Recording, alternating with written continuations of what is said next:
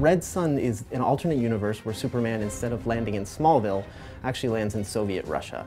And it's the events of how he would have turned out had he been part of a communist country. The storyline is just one of the most intriguing ones. If he lands in Russia, is really what it's all about. And being able the ability to add an additional 20 missions to our already robust scenario mode, I think it's going to give the players a lot of enjoyment. I thought it was genius, actually, the whole idea of Superman landing in Soviet Russia and how that impacts the storyline. When we knew we were going to be able to do a lot of skins and DC kind of gave us the go-ahead, Red Sun would have been on the top of my list. So the Red Sun pack gets you 3 versions of our characters as if they were in this Red Sun universe. You get Superman, Wonder Woman, and Grundy.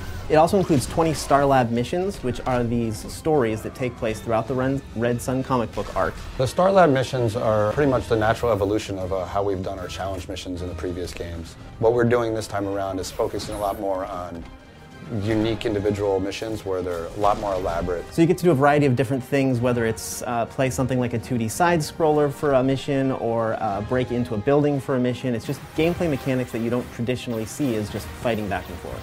So my favorite thing about the Red Sun design on Superman is the way they took what is still a traditional costume and really gave it this militarized feel. So there's the obvious design element of the hammer and sickle replacing the S for his shield. We hold the S shield for Superman in very high esteem, and it's interesting to see, the hammer and sickle put into that S shield, and I think the graphic of that is really cool. But you also get to see these sort of dark colors and these tight stitching on his collar that really makes him look like this militant figure. We use more of an S-shields type belt for Superman, where I think in the comics it was a little more circular in design, and Wonder Woman had a type of matching belt in the comics. I think the color scheme is awesome, right? Because we have the black and the grays, and then you have that stark red against that. Red Sun Grundy doesn't actually exist in the comic book. We really wanted to expand the universe of Red Sun, so we picked a character that we thought would fit really well in there. So we added Grundy, who's this big communist sort of comrade friend. Red Sun Grundy has a few things that are different and I thought were really cool to add in that gave that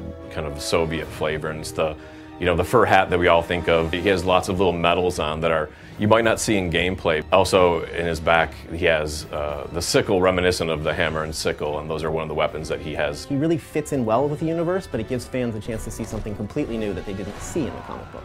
Everyone around here sort of knows that Superman is my favorite character, so even though it deeply pains me to see that hammer and sickle on his chest, he's my favorite because he'll give me a chance to really beat the crap out of this Soviet Superman.